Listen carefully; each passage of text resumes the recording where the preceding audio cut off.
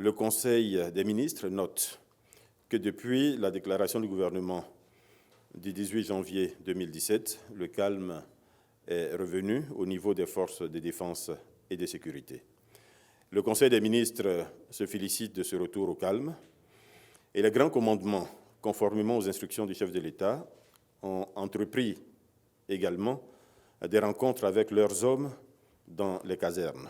À l'issue de cette tournée des grands commandements, le gouvernement examinera les propositions issues des consultations donc, que ces grands commandements auront avec leurs troupes.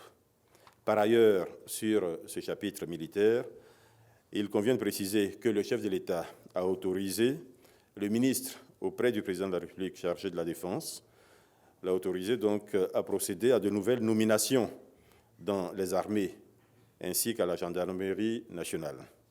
Il s'agit de nominations de chefs de corps et de commandants en second, ainsi que d'attachés de défense près nos ambassades à l'étranger.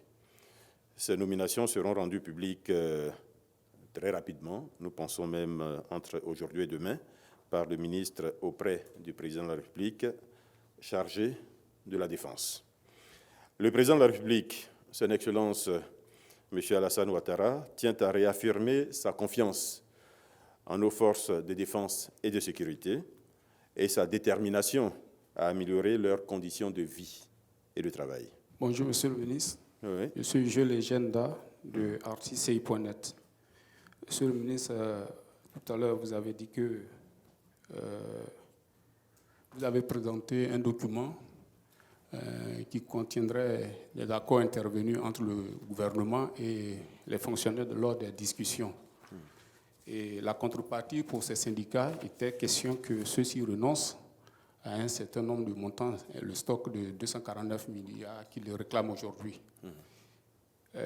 Aujourd'hui, l'armée également est rentrée aussi en négociation. Ce document, nous n'avions pas eu pour publier.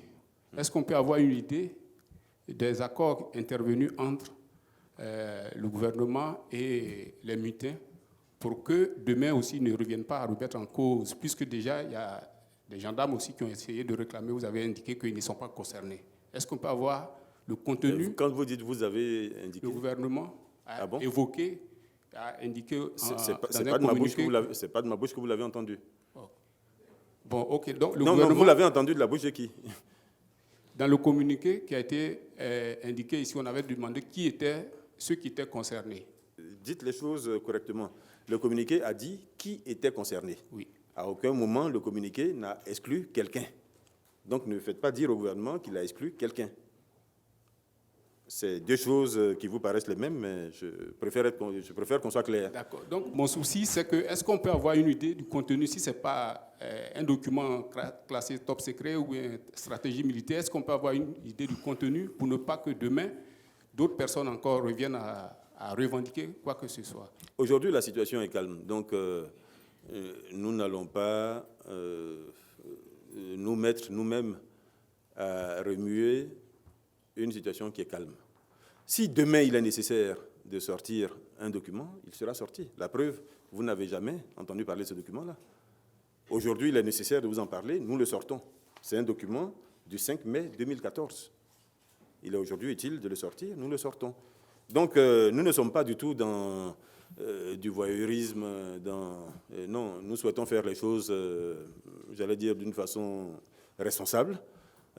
Maintenant, si demain ou si un jour il est nécessaire de le faire, nous le ferons.